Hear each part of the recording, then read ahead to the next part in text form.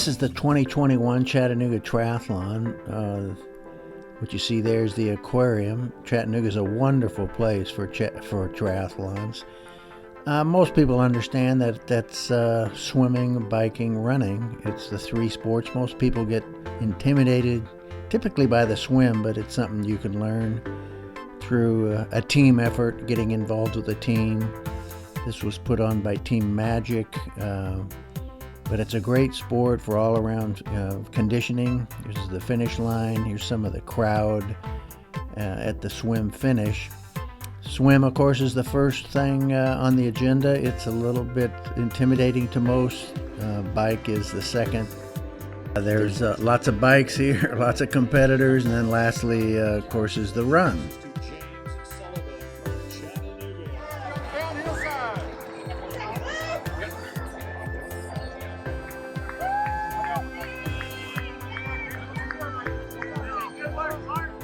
Okay, we're here with Jeff. We're at the Chattanooga Triathlon. Actually, the triathlon's over. We're at a private home. But Jeff has a very interesting story of how, in a short period of time, he has changed his entire physical being. And I want Jeff to tell you about it and what he has, his experience, what he's done, what he recommends for others. And so, Jeff, just kind of give us a insight into some of the things that have happened to you, what your background, how you got into triathlon, Sure. What you realized that you needed to do, that kind of thing. Sure. So, as a young man, I was in high school, very active in sports. So I come from a sports background, and a few years after high school, I started pursuing triathlon, and I was a single man at the time, and came close but never achieved triathlon. I ran 5Ks, 10Ks. I did a duathlon, things like that, and then I fell in love and got married, and we had a That'll change things. That'll change things, and we had a family, and life gets crossways a little bit. Yep, it does. Yep, and we owned a couple of small businesses, and so life got busy, and that dream of being a triathlete was put aside for good reason, for raising a family and running businesses and taking care of. There was other things in life that needed to be attended to that were took a priority, and I gained weight, and at my heaviest. As an adult, I reached 400 pounds. 400 pounds. Amazing. So and I'm not proud of that, but it is what it is. And so things in our life changed. We sold our businesses, and I got a job. We moved to Ohio from the Finger Lakes in upstate New York. Moved to Ohio here about 5 years ago. And got settled into life here. We're empty nesters, and so there's more time to be had now. So in January of 2019, I weighed about 375 pounds, and I remembered what it was to ride a bike, and wanted to ride a bike, and I wanted to start making changes in my life to become healthy again. Although I didn't have any medical issues, my blood pressure wasn't, I wasn't on blood pressure medicine. You weren't diabetic? I wasn't diabetic, no. Yeah, I was very fortunate. Which is amazing, yeah. Yeah, it is amazing. So, but nonetheless, my quality of life wasn't where I wanted it to be, wasn't where I knew it could be, and I still had a burning desire to be competitive and to be an athlete. So it starts with a bicycle, and I bought a flat bar fitness bicycle that someone that was 375 pounds could ride. Yeah. And that first year in 2019, I rode about 2,000 miles, and along with that, I started changing my diet. I didn't go on a diet. I changed how I looked at food and my nutrition. So I just started shopping the outside of the grocery store, where you find the more healthy products, the fruits, the vegetables, the lean meats, the low-fat dairies, things like that, and introduced a lot more healthy foods and a lot less processed foods, and cut my portion size down. And it's easier to do that when you're moving your body, when you're exercising. Right. So Yes. the two kind of go hand in hand for me. And so I started losing some weight, and it became very exciting to me, that the idea that maybe I could be an athlete again someday. So in November of 2019, I had not been running yet, but I remembered what it was to run and how much I enjoyed running 5Ks and 10Ks, in my younger days. So I had lost a significant amount of weight already, and so I decided that I was going to run a 5K. So I signed up for the Turkey Trot 5K downtown Cleveland, and I went out and ran it. And had a tough time for about a week afterwards walking, but I recovered, and it really excited me that the prospect of running again and running competitively. So so I start in 2020, early in 2020, I started running and adding mileage, and I also joined a gym and started swimming, because for the first time, the idea of maybe I could pursue triathlon again and actually fulfill a lifelong dream could happen. And so I started taking swim lessons and adding mileage to both my running and my cycling, and it really was just a determination. When you start out and you get excited about something, you've got motivation. Right. You're motivated to go do something. Motivation is fleeting, though. Yes. And so it's really being determined and being in it for the long haul, and not getting frustrated in the short term, but being a big picture thinker. Yes. And so it's kind of been that determination that's driven me. And have you always had that determination, that drive? I have been, and it was interesting because it's just I think I've channeled that. So you channeled it in business for a while. In business for a while. Two of our children were Division I athletes, so I put a lot of time into into that, and so there was different parts of my life. So I've always been a very passionate person and very busy, and so now I've just been able to now that the children are grown, I've been able to channel that energy into the possibility of becoming a triathlete again. So I was 375 pounds in January 2019. And we're just sitting here in 22. I mean, we're not talking a huge amount of time. It's been a couple of years, and so now I'm at 235 pounds. Amazing. So and to me, now that I'm at 235 pounds, the scale is it's still there, but it doesn't play a very large part in my life. It's about how I move and how I feel, and I expect I'm going to continue to lose more weight. When I was young and pursuing triathlon, I was closer to 200 pounds. I think I'll get back down, there. And it's not like you diet or anything like that. I don't know. No. Again, I'm not on a keto diet. I'm not, on the Atkins diet or anything like that. It's just really, I look at my nutrition or how I eat and what I eat as what do I need to eat to fuel my body for my workouts at this point.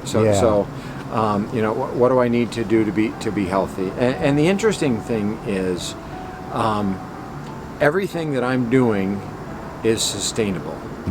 So if you go on a diet, that's a short term. You're trying to fix something. I'm trying to lose 10 pounds, or I'm trying to lose 50 pounds, and eventually it's going to come back.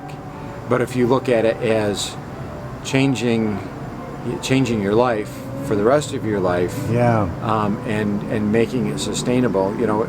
My wife and I are visiting Chattanooga this week, and we arrived in town Thursday, and we went out to dinner, had a nice dinner, and then I enjoyed an ice cream cone. Without any guilt. Without any guilt. That's right. Because that's part of a healthy, sustainable lifestyle. Right.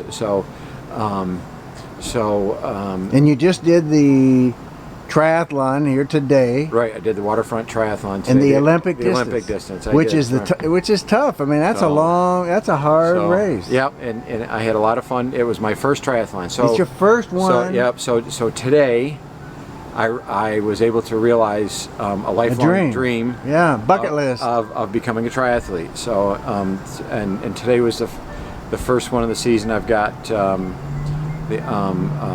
through the Ironman series, Ironman 70.3 in Ohio, scheduled for next month. So, wow, so I'm very excited for that. That's a big yep, so, pursuit. So I do a lot of trail running. I kind of identify as a triathlete with a trail running problem. So I was just back in, I just went back home to the Finger Lakes in Ithaca, New York, and ran a 10K trail run in the parks over Memorial Day weekend, and that was just a pleasure to be there. So wow. So it's What would you say to that guy that's 300 pounds? He's sitting on his couches. That's good. I could never do that. That's interesting. So I would say you can do it. I understand where you're at because I was there. It's possible. Yeah. And the thing that I would encourage you to do is to move. Yeah. Get up and start moving, because it starts with that. When you start moving your body, it changes how you feel and changes how you think, and so even if it's just walking for half an hour a day, you start out, or if you have a bicycle and you want to go out and start riding your bike, but make moving your body a habit. Yeah. And you don't have to be or want to be a triathlete to live a healthy life. Yeah. And so when I bought my bike, my first bike here as an adult, the goal wasn't to be a triathlete at that point. It was just to be a better version of myself. I wanted to be a much better version of myself. Yes. And then it grew back into that. So move your body is the number one thing. And then as far as nutrition and diet, don't go crazy. Yeah. Don't think you've got to totally again, go on a keto, or I'm just using keto or Atkins. It's a couple that you don't have to do that. Start to make small substitutions, small changes.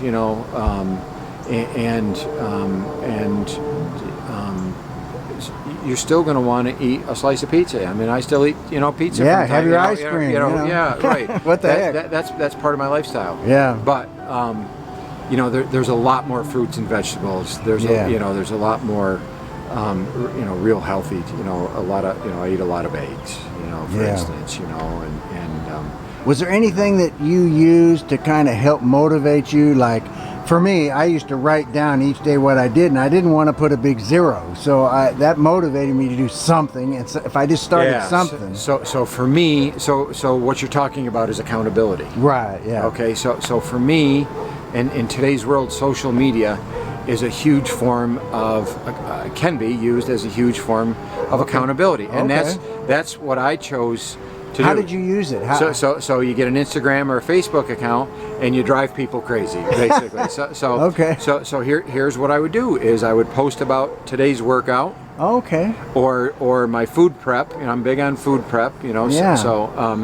And then great idea. And then I would also and I would make this post towards the end of the day after my workouts are done, and I would talk about my workout for the day. This is what I was able to do, and then I would say, and here's what I'm going to do tomorrow. Wow.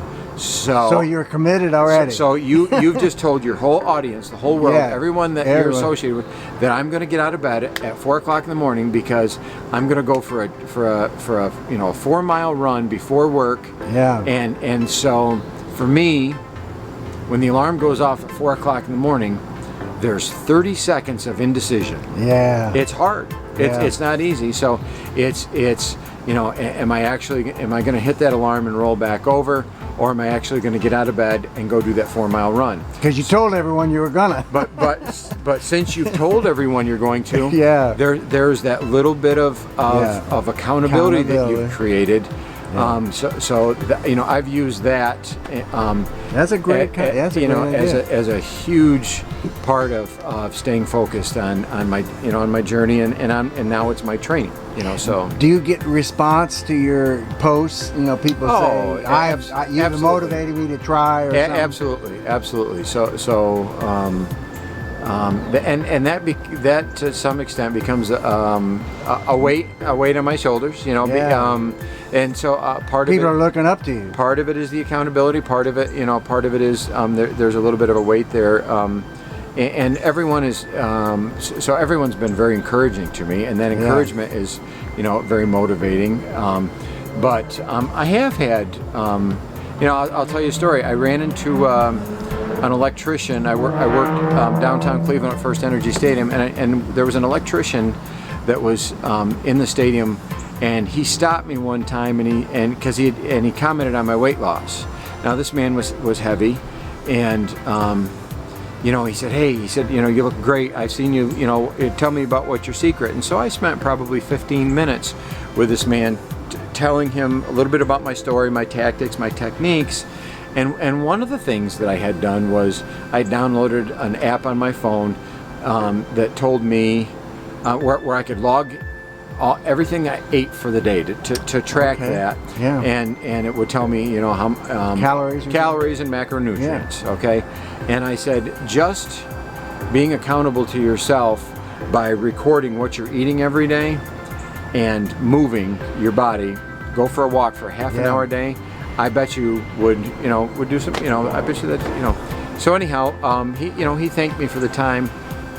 3 months later, I hadn't seen this guy, and I saw him, and he asked me, "Hey, do you got a second?" And so I come over, and he says, "Do you remember that conversation we had?" And I said, "Yeah, sure."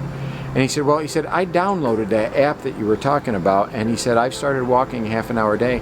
He said, "I've lost 25 pounds in the last 3 months," and he said, "It's because of the conversation we had with you." And that sounds... It blew me away. Let's hope what you're doing now will influence hundreds of people. Yeah, that'll watch this video, because it's very inspiring what you've done. So it's there's no hocus pocus.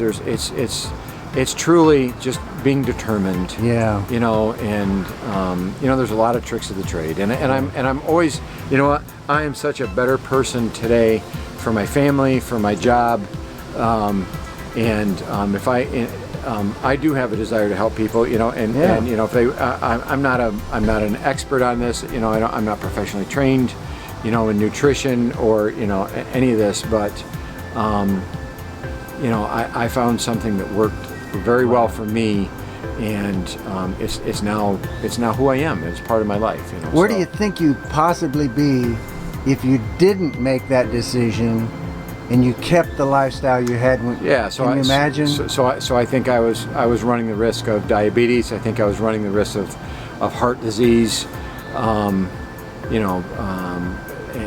Who knows? Yeah. But I'll tell you, at 375 or 400 pounds, God. it was hard for me to go enjoy a sporting event in a stadium because I didn't fit in the seat.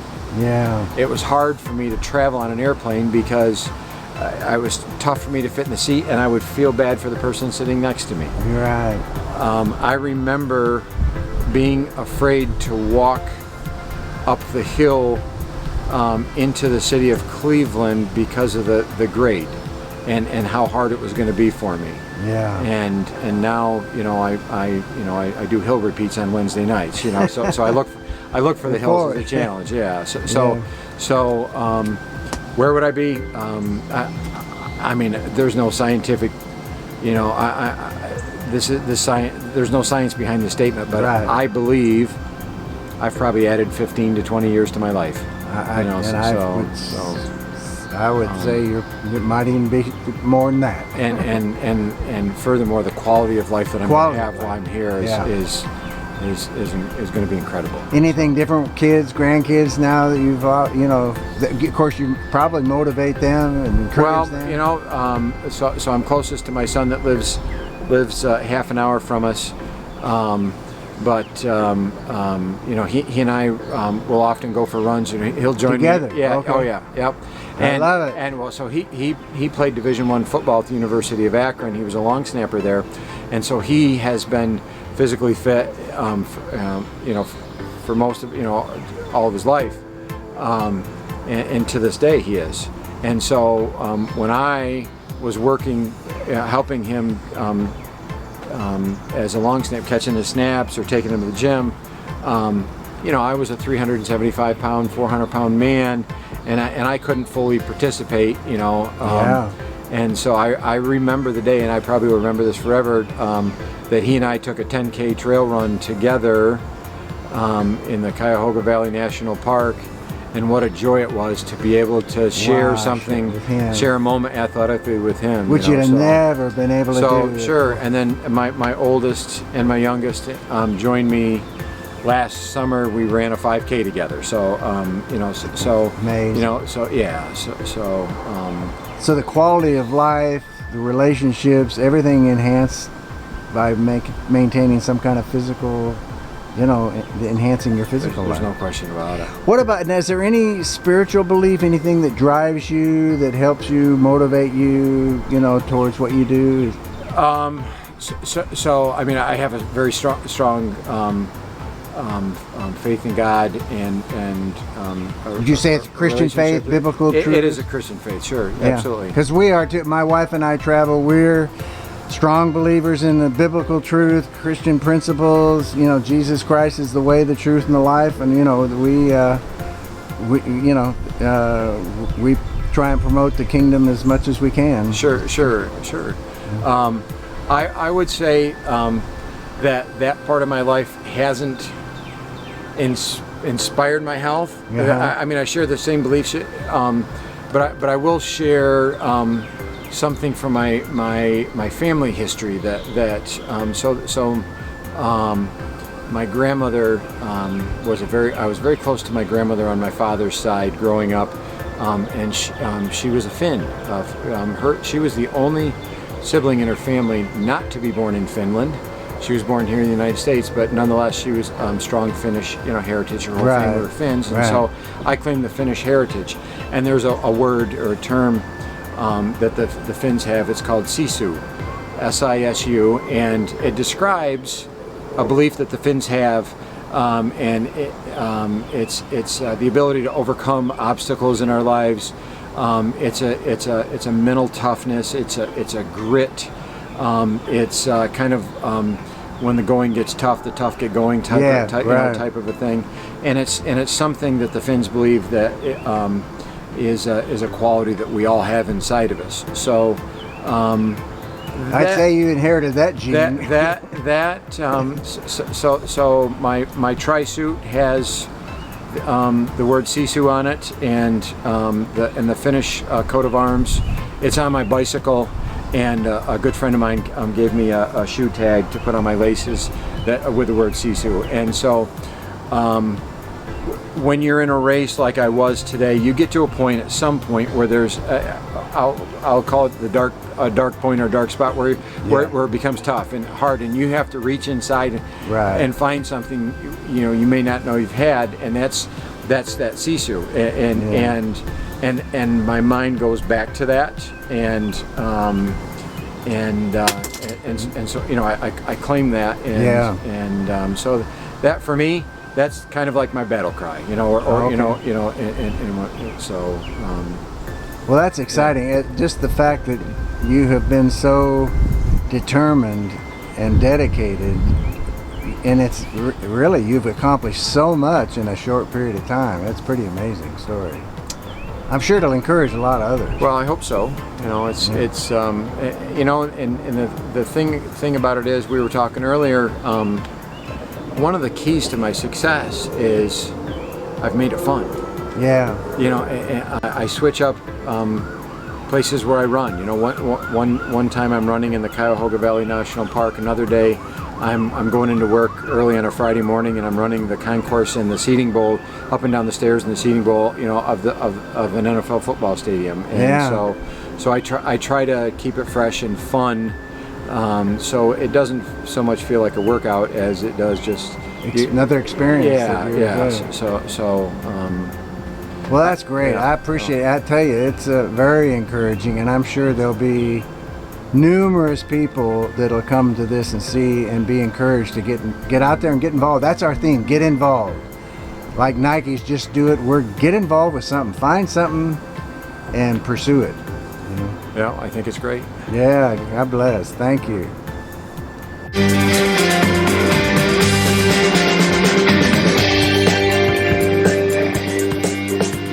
We want to thank you for watching RedefiningAging.us. I'm John Disterdick, your host. And our goal for the series is pretty simple. We just want to enhance the quality of people's lives.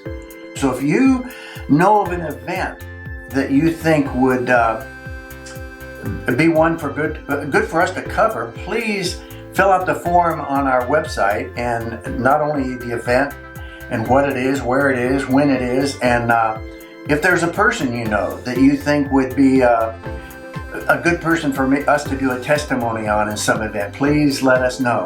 And if you want a fuller description of my testimony, you can either go to johndisterdick.com and look under ministry, or you can go here at redefiningaging.us. We appreciate your viewership. God bless, and hope to see you on more shows.